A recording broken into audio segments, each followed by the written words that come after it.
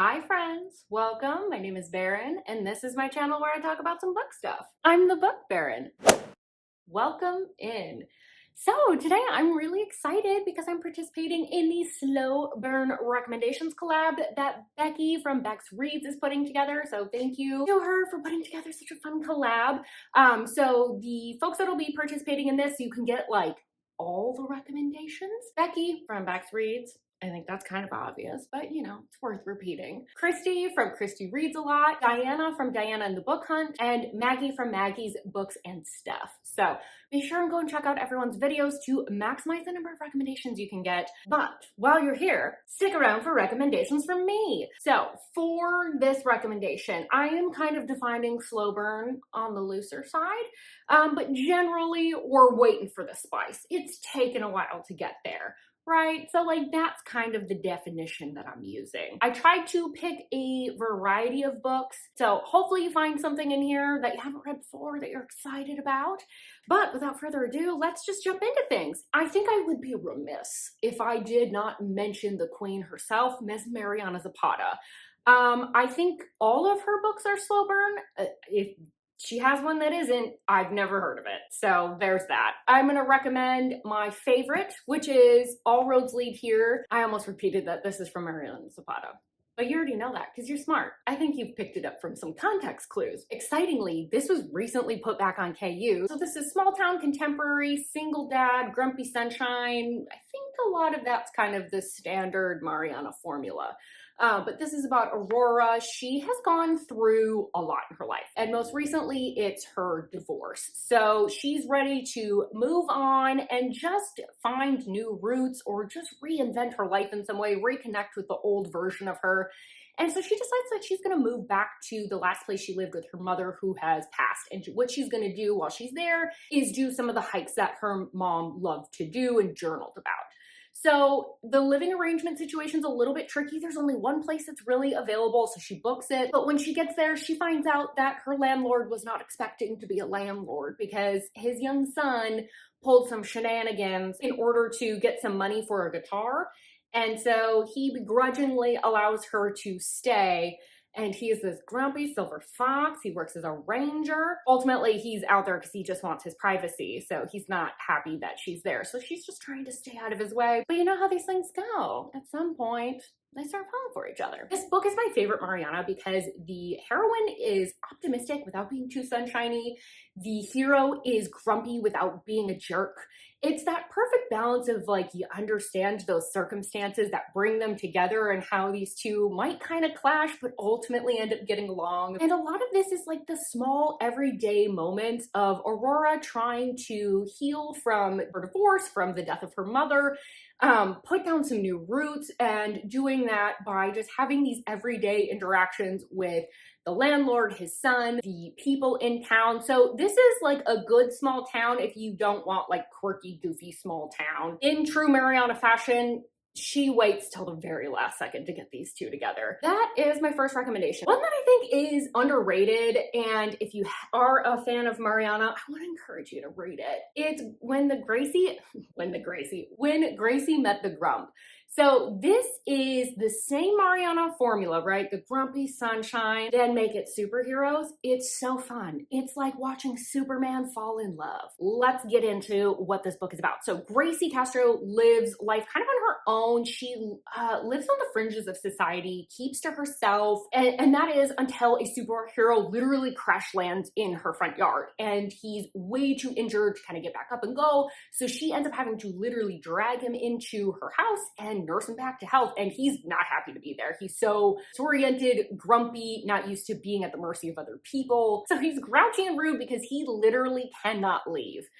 But they end up having to team up when people come and snatch them to figure out how they're going to work together to not only survive, but also escape. So like I said, when I was like trying to intro this book a little, this is so fun because it's literally superhero meets Mariana Zapata's like usual formula. It's the little actions that they take to get to know one another better that really forge this relationship. And then also the fun of an adventure. They have to escape these people that have captured them. Why have they been captured? There's so many fun elements that get introduced with that kind of more paranormal, fantastical superhero. Now, Mariana is not for everyone because she is slow burn.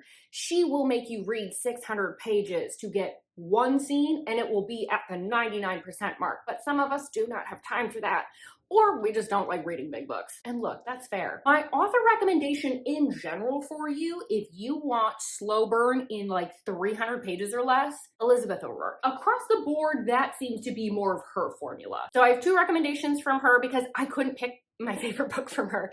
So the first one is The Devil in the Deep Blue Sea. This is the second book in her Devil series. They're interconnected, so you don't have to read the other ones at all. This is kind of like an opposites attract, ex-boyfriend's brother, superstar. They're on vacation together. I'll explain more.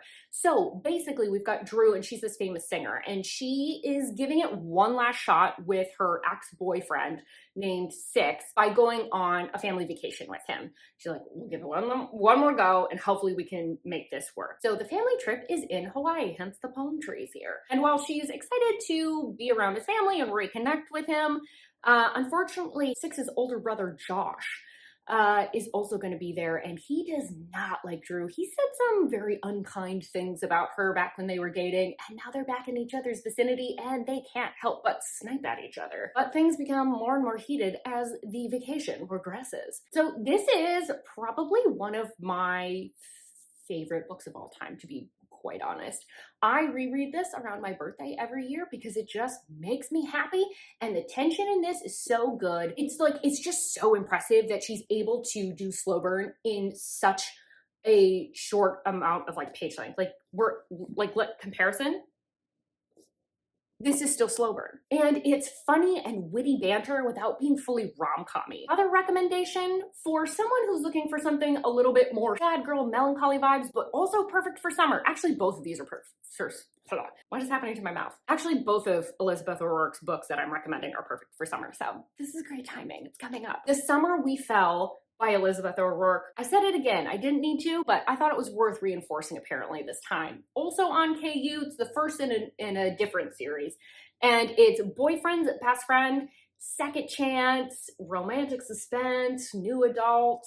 I think that pretty much covers it. Basically, the heroine in this book ends up getting kicked out of her house for a variety of reasons that you will discover over the course of the book. Why did I become a Southern lady all of a sudden? That was weird. She ends up getting kicked out of her house, so her boyfriend's family ends up taking her in. They're not well off, and they are super religious. Like, the dad's a pastor, so she feels like she's walking on eggshells, right? Like, she's trying to appease them because she needs a roof over her head, and also she kind of knows or senses that she's a little bit of a burden because it's not like they're really well off financially. And so she just really doesn't feel comfortable asking for the things she needs. And also they kind of expect her to adhere to a lot of traditional gender roles. Despite working really hard and trying to make money over the summer, she's also doing a lot of work around the house. She's not spending a lot of time with her boyfriend, and everyone just seems to be kind of oblivious to what's going on with her, or not really just seeing her in general. And that's until her boyfriend ends up bringing home his friend from college. And that's when things start kind of hitting the fan, because this guy's noticing everything. He notices that she's not happy. He notices that she's not asking for things. And he starts just kind of slowly pushing. But she's also noticing things about him as well. He's also not asking for things. You watch things progress in the past timeline. And then you get the now timeline, and the boyfriend's gone for some reason. They are back helping the boyfriend's mom with a charity project, and they have not spoken to each other. They're fighting, but there's a lot of sexual tension. Now I have a couple just assorted contemporaries. They're around 300 pages, a little bit less tension than some of the other ones I've talked about, but still really solid. So the first one is Ones Who Got Away by Ronnie Lauren. So this one's not on KU. In general, Ronnie Lauren is kind of on the slower burn side. She tends to not have quite as much tension. It's a little bit more like solid, sweet, uplifting. She reminds me a little bit of like Adriana Locke or like Liz Tomford type of writer. But this book is second chance, opposites attract, new adult, there's some mental health rep as well. Basically, Liv hasn't been back to her hometown because something really tragic happened her senior year, and it led to the death of a lot of her classmates. But she ends up getting pulled back because there's a documentary that's filming and they want to talk to some of the survivors. So she's finally going back to her hometown, and that's where she ends up running into her secret old flame Finn. And while the sparks might not necessarily be flying, the chemistry certainly is. These two, I think because you've got the second chance, that really does add a little bit of tension because you know that they like each other, but also they have to like work through quite a bit. Finn's done something that's like not so great that they got to work through. Time has passed, they're different people. They also weren't totally together when they were together. So there's a lot going on with both of them. But also like check triggers, there is kind of like that big traumatic event. So like if you need to check, like just double check that you can handle it. Know what I'm saying? Excellent. Next up is The Insiders, and this is by Tejan. This is the first in a 3-book series following the same couple or the same people. This is also not on KU. And this is more of like bodyguard, billionaire. I think it leans a little bit more romantic suspense. And once again, new adult. This follows Bailey, who's this like super computer genius, I guess. And she kind of grows up not knowing who her dad is. Her father's enemies end up coming after her, and that's how she finds out that he's this billionaire genius that she has idolized for years. And basically his plan for her safety is she comes to live with Daddy Dearest, and he puts her, as a result, under the protection of his colleague Cash.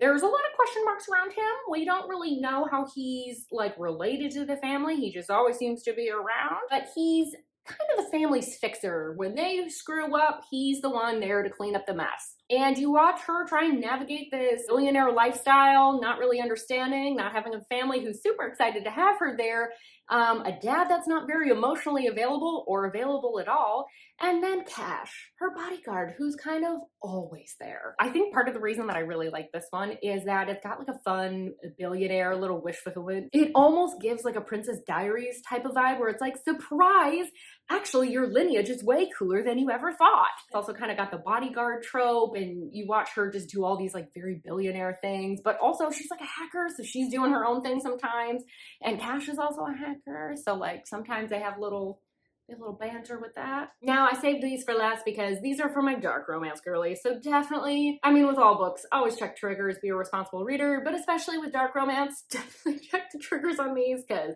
oh boy. First up, I have Anointed by Charity B. This is a standalone that's on KU. It's got cults. As I said, it's a dark romance, and it's childhood friends to lovers / sort of second chance. We've got Laurel Ann and Zeb, and they are best friends, but they are in a cult that's sort of like this mix of like FLDS, sort of like Amish feel. They are like polygamous and kind of reject all modern society. And they live on this compound that's like really separated. As they're approaching their teen years, Laurel Ann does a few things that ends up getting her kicked out of the cult. So Laurel Ann ends up living for many years outside the confines of the cult, but she really does try and uphold the spiritual laws still because she hopes basically to still save her soul despite being outside of the cult. But eventually Zeb ends up running into her, and he's the prophet now, and he's willing to welcome her back. And even though she's tainted, the tension is very much still there. The prophet cannot resist her. This is bizarrely slow burn because you know from the beginning all the way through the end that these two are very much interested in each other. That is never in question. But their ability to be together is in question at all times, right up until the end. But through it all, you watch them have to kind of choose each other and orient themselves and make decisions that bring them back together. And finally, I have The Madhouse, and this is by Eliza James. This is an incomplete duet. It's the first book, so warning, warning, warning. Massive cliffhanger at the end of this one. Once again, dark romance. This is more on the taboo side. It's step-sibling. It's got some religious trauma, mental health issues. One of them is dealing with DID. This is a Lizzie Borden retelling, and this is about Cedar and Ophelia, and they were raised as stepsisters in this very religious cult where they had a pretty abusive family. So Cedar, at the age of 16, ends up being able to escape and lives life on the outside, and she ends up coming out as a queer woman, but is kind of living her life as a tattoo artist. But she's always been looking for Ophelia or Fee. She's been trying to find her, but has been unsuccessful. But one day she finally does. And unfortunately, it's because Ophelia has unalived their parents in order to get away from the cult and the abuse. Cedar now has to figure out how to get her to adapt to the outside world. So this one is really interesting because not only are you watching Ophelia try and orient herself in this completely foreign world, you're also watching her try and deconstruct a lot of the beliefs that she has, because although she wanted to get away from the abuse, she still believes, for the most part, that the religion is correct. So although you're watching her have these moments of like jealousy when someone is kind to Cedar, or she finds out she has an ex-girlfriend, she's having these little moments of jealousy, but not really understanding that she can even like women. And even when you watch her maybe have a moment of giving in, she does have DID, so sometimes another personality comes forward and you watch that regress a little bit as they try and protect her. And then for Cedar, she just wants to be open and free, and yet she finds herself attracted to the last person on earth she really should be interested in, and someone who is not only closeted, but doesn't even know that the closet exists. This one is another pretty tough read, and also, I cannot stress enough, this has a massive cliffhanger. So like, just be forewarned, I know the Madhouse Part 2 is probably supposed to come out sometime this year, but there's no guarantees on that, so just a heads up. Just a heads up, this has a big cliffhanger. Did I mention that? Did you know? Do you know that now? Excellent. All right, well, those are all the recommendations I have. Hopefully you found something that interests you, sounds fascinating, that you've never read before, and if not, don't say anything because it'll hurt my feelings. Not really, I don't care. But also, go watch all the other videos because you'll definitely find one in the bunch there. I have everyone that is participating in the collab tagged in the description box below. And let me know, what are your favorite slow burn recommendations? Let's add to the list here. Let me know if you've read any of these. Do you like any of them? What are your thoughts? I want to hear all the things about all the slow burns. And don't forget to like this video if you liked it. Subscribe if you want more content from me. And I really hope I see you on my next video. Bye-bye.